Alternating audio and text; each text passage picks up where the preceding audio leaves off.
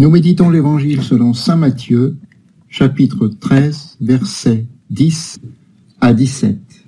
Gratuitement, nous avons reçu, gratuitement, donnons. En ce temps-là, les disciples s'approchèrent de Jésus et lui dirent : « Pourquoi leur parles-tu en parabole ?» Il leur répondit : « À vous, il est donné de connaître les mystères du royaume des cieux, mais ce n'est pas donné à ceux-là. À celui qui a, on donnera, et il sera dans l'abondance. À celui qui n'a pas, on enlèvera même ce qu'il a. Si je leur parle en parabole, c'est parce qu'ils regardent sans regarder, et qu'ils écoutent sans écouter, ni comprendre. Ainsi s'accomplit pour eux la prophétie d'Isaïe : vous aurez beau écouter, vous ne comprendrez pas. Vous aurez beau regarder, vous ne verrez pas. Le cœur de ce peuple s'est alourdi. Ils sont devenus durs d'oreilles. Ils se sont bouchés les yeux, de peur que leurs yeux ne voient, que leurs oreilles n'entendent, que leur cœur ne comprenne, qu'ils ne se convertissent. Et moi, je les guérirai. Mais vous, heureux vos yeux, puisqu'ils voient, et vos oreilles, puisqu'elles entendent. Amen, je vous le dis, beaucoup de prophètes et de justes ont désiré voir ce que vous voyez et ne l'ont pas vu, entendre ce que vous entendez et ne l'ont pas entendu. Prière. Seigneur Jésus, enseigne-moi l'humilité. Demande. Aide-moi à te suivre, Seigneur Jésus. Réflexion. Premier point, un peu d'humilité.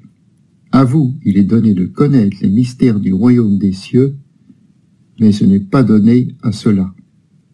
Le Christ est direct avec nous. Dans ce texte, nous pouvons voir deux positions, ceux qui peuvent comprendre les paraboles de Jésus et ceux qui ne le peuvent pas. Pour les deux, il nous est dit qu'ils écoutent et entendent, mais une partie seulement peut comprendre. Nous avons tous les mêmes capacités, intelligence et volonté, mais certains ne peuvent pénétrer le sens de l'Écriture. Origène nous précisait qu'en plus du sens littéral du texte, l'Écriture dispose aussi d'un sens moral, puis d'un sens allégorique ou spirituel. Le sens littéral est compris par tout le monde, mais pas le sens moral ni allégorique. Le sens littéral est assez simple à découvrir. Le sens moral n'est pas très compliqué.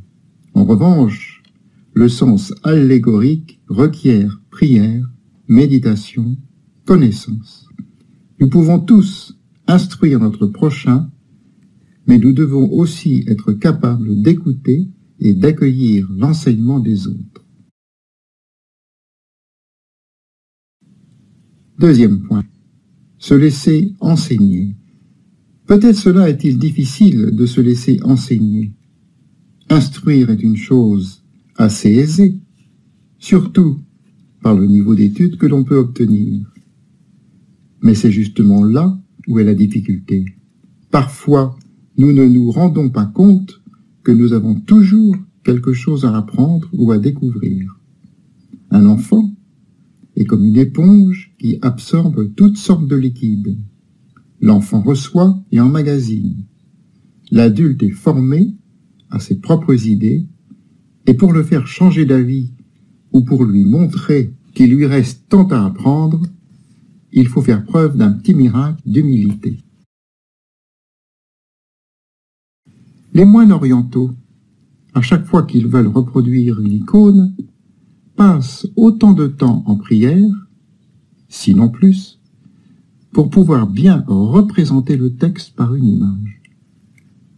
Demandons-nous aussi comment Michel-Ange a-t-il pu sculpter la Pietà si jeune, il avait 26 ans, et avec autant de réalisme. N'aurait-il pas passé du temps à genoux? Avant de lire les Saintes Écritures, Ayons le réflexe de prier pour demander l'ouverture d'esprit nécessaire pour accueillir et répondre à la demande du texte biblique. Troisième point, instruire.